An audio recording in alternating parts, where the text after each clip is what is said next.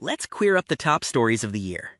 This is number 14 of 2025. Pentagon to strip Harvey Milk's name from Navy ship during Pride Month. We look back on our story from June 4th at a controversial Defense Department decision to remove Harvey Milk's name from a U.S. Navy ship during Pride Month.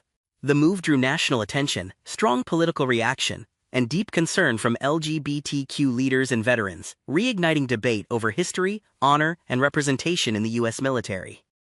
Now let's dive deep into this big LGBTQ story for today. I'm William Haas, and let's queer up USA View.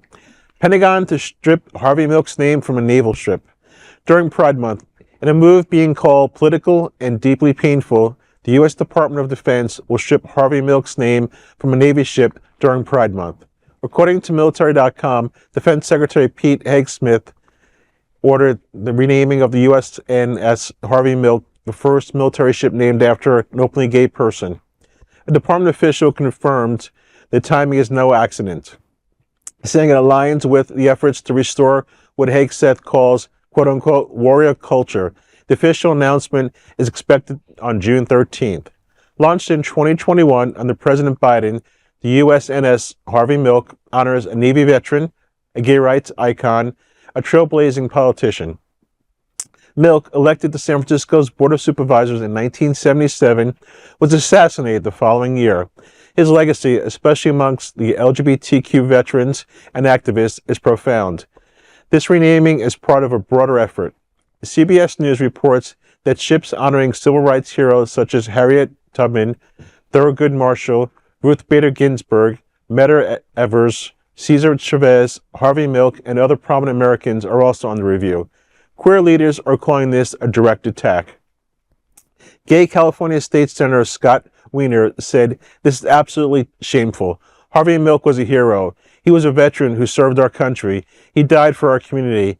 Now Trump and Hegseth are wiping it away due to straight, quote-unquote, bigotry." Stuart Milk, Harvey's nephew, said the family is heartbroken. He spent time aboard the recent ship and recalled the pride of every sailor, regardless of background, he said. Harvey Milk's legacy is certainly enhanced and celebrated by the U.S. Navy ship. However, his legacy will not be silenced or diminished by renaming of the naval ship.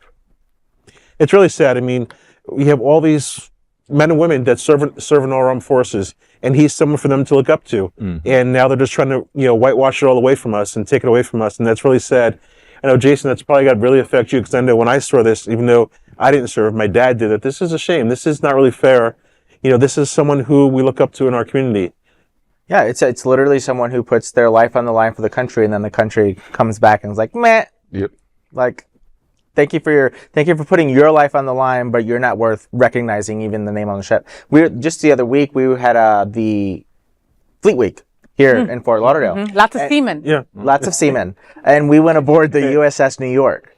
And we saw pieces of 9/11 and how the naming of that vessel came about. So something for like 9/11, which catapulted me into the military, that was extremely meaningful for the folks who served with Harvey Milk, the family of Harvey Milk, the other veterans, any veteran who serves the Constitution and joined courageously and out because of how Harvey Milk was. This is an insult. And then, where does our military go from here as a whole? Right. If they can do this to a name of a ship from years ago, and then talking about Ruth Bader Ginsburg and Harriet Tubman, like, what are we trying to do? It just goes back to that whole erasing history thing. And it's insulting, but it's also so numbing because he's doing it so often and so blatant. We can't shy away from it or be quiet about it, but it's tough. It's another tough kind of situation to look at and be like, is this real? Like, pinch me, wake me up. It's so wild, like in the era of technology, the era of information, as we move forward in time, there's going to be so much more accessible to the next generation and the generation after that. And yet they're trying to erase so much from that.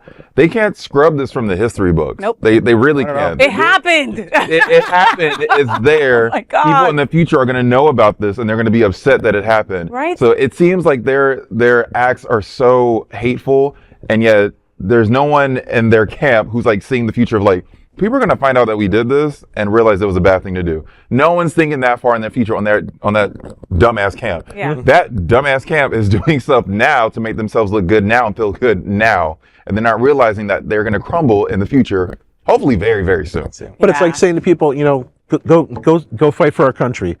Sacrifice your life, but protect everybody's freedom, but not your gay freedom. Not your gay freedom. Yeah, I mean, come on. Let's The think black about folk that also did it. Let's think about the trans folks in the military, all right? And like, we're coming for you if you don't let us know where you're at, okay? Because they don't have us counted, right? And they don't know how many of us there are, right? God forbid that they're organized in that degree. But like you joined the military, like Jason, right? No offense, you're pseudo brainwashed to stand up for this country, to fight for this country, to lay down your life for this country, to that coincides with just life experiences, affects your whole entire family, and then because you're gay or you're trans, you're not even a being, you're not even a human. But it's not even a draft anymore. People have volunteered to do this, so they want their rights protected, and they deserve them. That's what's scared about it, is that there's no draft and people are volunteering. LGBT community is volunteering to defend our country, defend our rights, and we're slapping them in the face. That's exactly what I was going to say. I mean, it's a volunteer service. Yeah. Nobody forced me. Nobody gave me a number and said, you will join. This is your number, like other countries. Right. Literally, I volunteered to lay my life. I knew what I was getting into. And then, while I did not know that I was gay at the time, so serving under Don't Ask, Tell 'em Tell was a revelation for me. But I knew that going in. But yeah, you joined the military because of Harvey Milk, because of the Ruth Bader Ginsburgs. And now, yeah, it's just... What bothers me the most about this story is that Pete Hegseth says, trying to restore warrior culture, right? And the irony of all of this is that a Donald Trump doesn't exist without a bunch of beta lapdog males around them that can't stand up to anything. It's true. It's like, we'll do whatever you say, to Donald Trump. So you obviously are projecting this, that you have no backbone, you have no spine, you have no courage, right? And then you look at somebody like Harvey Milk and you look at, Harriet Tubman.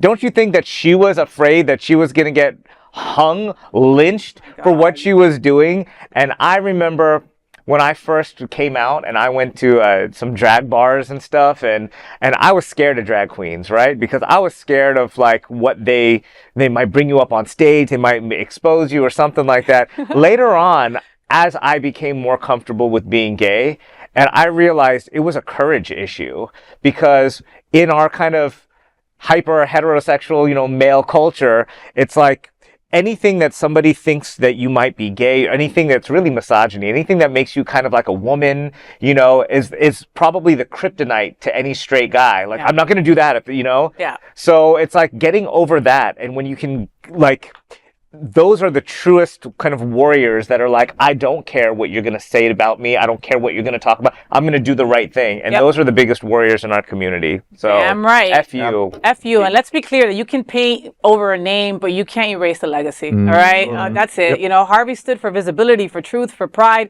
And we carry that forward with or without their freaking approval. All right. And shout out to Stuart Milk, the nephew of Harvey, for being just an incredible pillar and for everything that he does.